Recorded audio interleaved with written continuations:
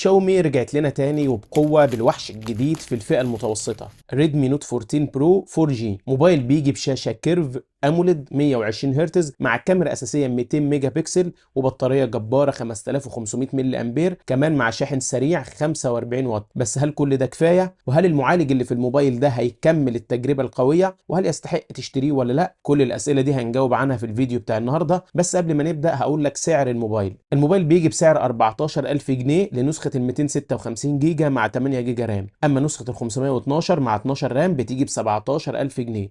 يلا بينا نبدأ.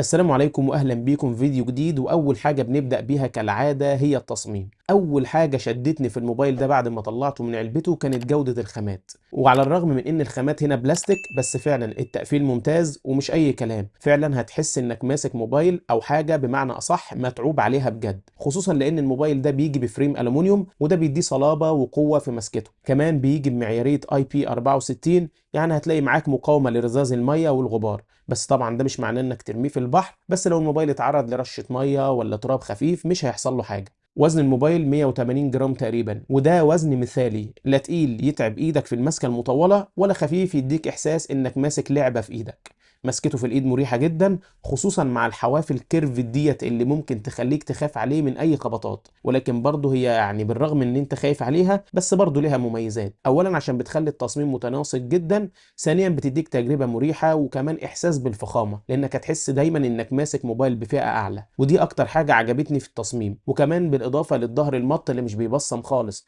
وتحس شكله فخم كده، مع وحدة الكاميرات اللي جاية بشكل بارز ومنفصل عن الظهر. الجميل كمان في العلبة ان الموبايل ده جاي مع جراب سيليكون لونه اسود مط، والجراب ده جميل فعلا لانك لما تركبه على الموبايل ده هينقله في مستوى تاني، وده باين في الفيديو قدامكم. ممكن تقولوا لي رأيكم في التعليقات. كمان الجراب ده بيدي حماية اكتر للحواف المنحنية، عشان لو بصيت كده من الحتة دي هتلاقي في بروز بيحوط على الشاشة، عشان لو لا قدر الله الموبايل وقع منك يقدر يحميه بقدر الامكان. بشكل عام التصميم ممتاز وجذاب جدا جدا، وبصراحة أنا شايفه أحسن من موبايلات تانية كتير في فئته السعرية. لو بصينا على اليمين هتلاقي زرار التحكم في الصوت وتحتهم زرار الباور، وده مش مدمج فيه البصمة لأن البصمة هتلاقيها تحت الشاشة وهنروح لها كمان شويه. اما لو شفت الاطار من فوق فهتلاقي شاومي مدلعانا. اولا المايك الاضافي الخاص بالعزل، والنقطه السوداء الصغيره دي عشان مستشعر الاي ار بلاستر عشان تقدر تستخدم الموبايل ده كريموت كنترول، وفي 3 نقط صغيره هنا للسماعه الثانيه لان الصوت هنا بيجي ستيريو. واخيرا منفذ ال 3.5 ملم عشان سماعات الهاند فري. من تحت هتلاقي السماعه الخارجيه والمايك التاني ومنفذ التايب سي، واخيرا منفذ الشريحه اللي لما تشوف منفذ الشريحه لاول نظره هتفكر ان الموبايل ده بيدعم تركيب شريحه اتصال واحده، لكن اقول لك لا يا صديقي، الموبايل ده بيدعم تركيب شريحتين اتصال. الشريحه الاولى ممكن تحطها بالشكل ده وده العادي اللي احنا متعودين عليه، اما الناحيه الثانيه فعشان تحط الشريحه لازم تحطها بالعرض،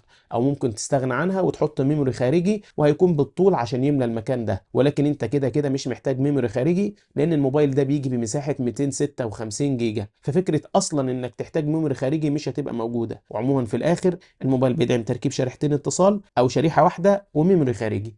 وبكده نكون غطينا نقطة التصميم. ممكن تقول لي رأيك في التعليقات، هل شايف ان التصميم ده يتفوق على المنافسين؟ عشان دلوقتي هنروح للسؤال المهم، هل الشاشة هتكمل الجمال ده؟ وده من وجهة نظري طبعا. ويلا بينا على الشاشة اللي عشان اول ما تفتح الموبايل هتلاقيها قدامك فيها مدمجة البصمة وهتشتغل معاك بكل سلاسة وكفاءة. البصمة سريعة جدا ومش بتغلط خالص. اللي ضايقني بس ممكن منها شوية مكانها اللي موجود تحت قوي، لاننا متعودين ان هي تكون في مكان اعلى من كده، لكن عادي يومين بالظبط وهتلاقي ايدك اتعودت عليها بسرعة. الشاشة هنا بصراحة تحفة وتعتبر أقوى ميزة من مميزات الموبايل، وده واضح معانا أول ما نفتحه لأنه جاي مع شاشة أموليد منحنية من الأطراف، وده بيضيف شكل جمالي ممتاز مع تصميم الثقب اللي في نص الكاميرا الأمامية. فالشكل العام هنا فعلا فخم، هتحس إنك ماسك موبايل في فئة سعرية أعلى. طبعا الشاشة كبيرة 6.67 انش مع جودة فول اتش دي بلس وبدقة 2400 في 1080 مع كثافة بكسلات 395 بكسل لكل انش، وده معناه ان كل حاجة هتظهر بتفاصيل واضحة جدا سواء بقى كنت بتتفرج على فيديوهات او بتلعب او حتى بتتصفح عادي. ضيف على كده الشاشة 120 هرتز وده هيديك سلاسة هتضرب معاك في كل حتة،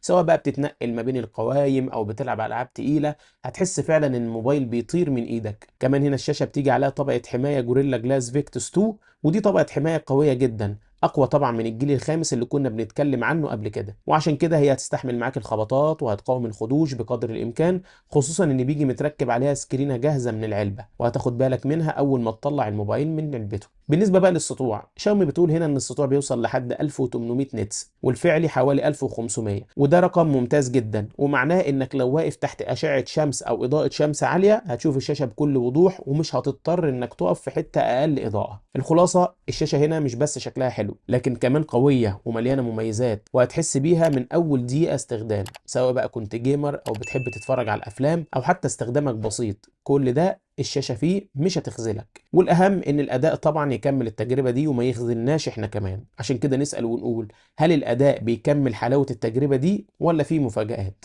ريدمي نوت 14 برو بيجي مع معالج من ميديا تك، وهو هيليو جي 100 الترا مع تكنولوجيا 6 نانومتر، وده معناه إنك هتاخد كفاءة أعلى في استهلاك الطاقة مع سخونة أقل في استخدام الموبايل. وأنا عارف إن الجو دلوقتي مش حر قوي، بس حتى مع الاستخدام المكثف الموبايل ما كانش بيسخن معانا خالص، وده بيأكد إن المعالج ده فعلا بيقدم تجربة محترمة. وخلي بالك المعالج ده احنا شفناه قبل كده في موبايلات زي انفينكس هوت 50 ورينو 13 اف، وكان في الاتنين بيقدم اداء مستقر جدا، واتكلمت عنهم في فيديوهات هتلاقيها موجودة على القناة. صحيح في موبايلات تانية بتقدم اداء اعلى من ده شوية، بس انت هنا بتاخد تجربة متوازنة ما بين الاداء والشاشة القوية، سواء بقى كنت بتستخدم الموبايل ده للتصفح او التنقل بين التطبيقات او حتى الالعاب اللي زي بابجي او كول اوف ديوتي. المعالج الرسومي هنا معانا مالي جي 57 ام سي 2 اللي بيقدم لك تجربة مستقرة واداء ثابت من غير فريم دروب او تهنيج.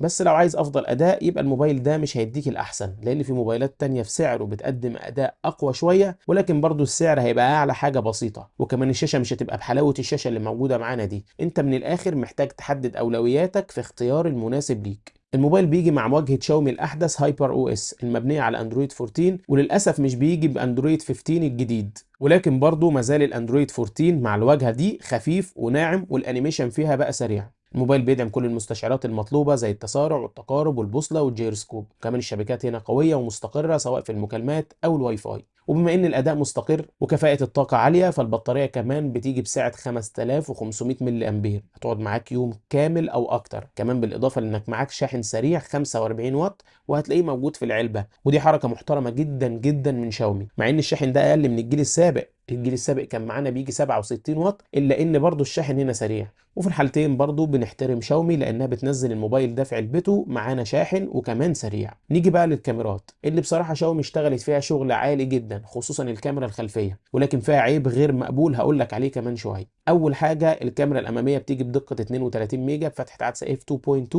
ودي بتديك صور سيلفي محترمة جدا. اما بقى الكاميرا الخلفية فالموبايل بيجي بثلاث كاميرات، الاساسية اللي هي بتيجي 200 ميجا بكسل بفتحة عدسة اف 1.7، وبتدعم المثبت البصري او اي اس، يعني الصور اللي بتطلع من الكاميرا دي بتكون مليانه تفاصيل وثبات، وبيكون ممتاز جدا وانت بتصور بايد واحده. الكاميرا التانية 8 للتصوير الواسع الترا وايد، ودي مفيده جدا لو عايز تصور اماكن واسعه او تجمع اصحابك بقى في صوره واحده من غير ما حد يخرج بره الكادر.